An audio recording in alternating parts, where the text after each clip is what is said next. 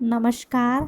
आज मैं आपको बताऊंगी किस प्रकार हम अपने धन में बरकत करें। कई बार हम देखते हैं कि हमारे घर में जो धन आता है उसमें बरकत नहीं हो रही है और हमारी आवश्यकताओं की पूर्ति नहीं हो पा रही है, तो हमें क्या करना चाहिए। तो आज मैं आपको बताने जा रही हूँ कि अगर हमें अपने धन में बरकत करनी है तो हमें अपने जीवन में एक नियम बनाना होगा। लेकिन ये नियम बनाने का फ़ायदा तभी है जब आपके घर में जो धन आता है आपकी मेहनत का हो, आपकी ईमानदारी का हो।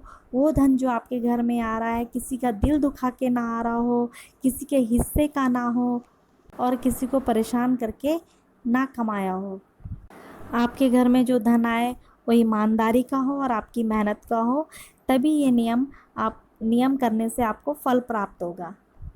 आपको क्या करना है कि आपके घर में जो भी धन आता है, सपोज़ आपके घर में मंथ में जब सैलरी आती है तो आपको क्या करना है, उस सैलरी में से कुछ परसेंट, अगर आपके घर में 5,000 रुपये आते हैं तो 5,000 में से 100 रुपये या 200 रुपये जो अपने सामर्थ्य के अनुसार आपको उसमें से अपना धन, वो पैसा आपको जो ज़रूरतमंद है उसको, या किसी गरीब को, किसी गौशाला में, या किसी गरीब निर्धन कन्या के विवाह में, किसी भूखे को, उसको दान जरूर करना चाहिए।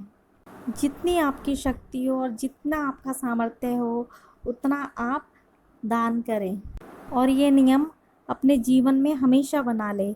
ये नहीं कि आपके घर एक मंथ में सैलरी आई और आपने एक मंथ किया, फिर दूसरे मंथ नहीं किया, तीसरे मंथ किया, फोर्थ मंथ, ऐसे नहीं करना। आपने इसको हमेशा फॉलो करना है, तभी इसका परिणाम आपको मिलेगा। कई बार हम क्या कहते हैं कि नहीं, जब हमारे पास भरपूर होगा या भगवान हमें बहुत सारा देंगे तब हम दान करेंगे, पर ऐसा नहीं है। भगवान ने आपको जितना भी दिया है, चाहे आप 100 रुपये कमाते हैं एक दिन में, मगर 100 रुपये में से 1 रुपये तो आप निकाल सकते हैं। चाहे 99 रुपये आप अपने पास रखिए, मगर 1 रुपये तो आप किसी की सहायता कर सकते हैं। ऐसा लगातार करने से आप पाओगे कि आपकी मुसीबतें किस प्रकार धीरे धीरे हल हो जाएंगी। आपको ये तो लगेगा कई बार कि मेरे सामने आने वाले समय में अगर मुझे धन की ज़रूरत पड़ेगी, मुझे कैसे मेरी आवश्यकताओं की पूर्ति होगी। जो आवश्यकताएं हैं आपको पता भी नहीं चलेगा कि आपके लिए ये समस्याएं कितनी छोटी हो जाएंगी। क्योंकि जब हम किसी की मदद दिल से करते हैं तो हमारी मदद भगवान करता है। क्योंकि भगवान ये देखता है कि ये इंसान जब दूसरों के लिए इतना सोचता है तो मुझे भी इसके बारे में सोचना है। इसलिए आपको हमेशा अपने से पहले दूसरे के बारे में सोचें और अपनी सामर्थ्य के अनुसार ऐसा करें। ऐसा मैं इसलिए कह रही हूँ, मैं अपने अनुभव से कह रही हूँ। क्योंकि क्या होता है, बोलना तो आसान होता है पर जो करे वो ही ये बात कह सकता है। मैं ये नहीं कहती कि मैं बहुत सारा दान करती हूँ या नहीं। मेरे पास थोड़ी सी भी रकम आती है या मेरे हस्बैंड की कम सैलरी है, मैं उतने से भी अगर मेरे मेरे 100 रुपये ही महीने में जमा कर सकती हूँ तो करती हूँ।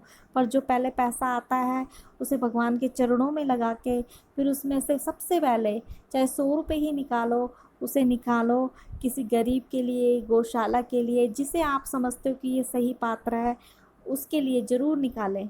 अब आपके मन में प्रश्न आएगा कि सही पात्र कौन है, सही व्यक्ति कौन है, या जिसको हम ये दान करें। मैं अपना बताती हूँ। मैं भी कई बार कंफ्यूज हो जाती हूँ कि जो मैं दान कर रही हूँ, चाहे, क्योंकि मेरे लिए तो वो दान की राशि बहुत बहुमूल्य है। क्योंकि चाहे छोटा सा ही दान हो, दान तो दान होता है, उसका कोई मोल नहीं होता। क्या करती हूँ, मैं उसमें से जब भी दान के लिए 100 रुपये, 50 रुपये, 200 रुपये रखती हूँ तो मैं हाथ जोड़कर परमात्मा से प्रार्थना करती हूँ, हे परमात्मा, मैं नहीं जानती कि इस धन का सही पात्र कौन है, आप मेरा मार्गदर्शन कीजिए और जहाँ आपको लगता है कि इस धन की आवश्यकता है आप कृपया उस व्यक्ति तक इसे पहुँचाएँ। हाथ जोड़कर आप भगवान से प्रार्थना करोगे तो आपको भगवान अपने आप रास्ता दिखाएगा और वह धन सही पात्र के पास जाएगा। और ऐसा करने से मैंने पाया कि जब भी मुझे कोई परेशानी हुई या जब भी मुझे लगा कि अब किस तरीके से मेरा पूरा खर्चा होगा या आने वाले अगले महीने में मेरे को किस तरीके से मैं पूरा करूँगी, तो ईश्वर की कृपा से मुझे पता भी नहीं चलता और मेरा काम बन जाता है। क्योंकि जब हम दूसरे के बारे में सोचते हैं तो भगवान हमारे बारे में सोचता है। इसलिए आपसे निवेदन है कि अगर आप चाहते हैं आपके धन में बरकत हो और आपकी आवश्यकताओं की जो आवश्यक है उनकी पूर्ति हो, तो आप ये नियम ज़रूर बनाएं। अगर आपको मेरा वीडियो या मेरे विचार पसंद आए हों तो लाइक कीजिए, शेयर कीजिए। आज के लिए इतना ही। धन्यवाद।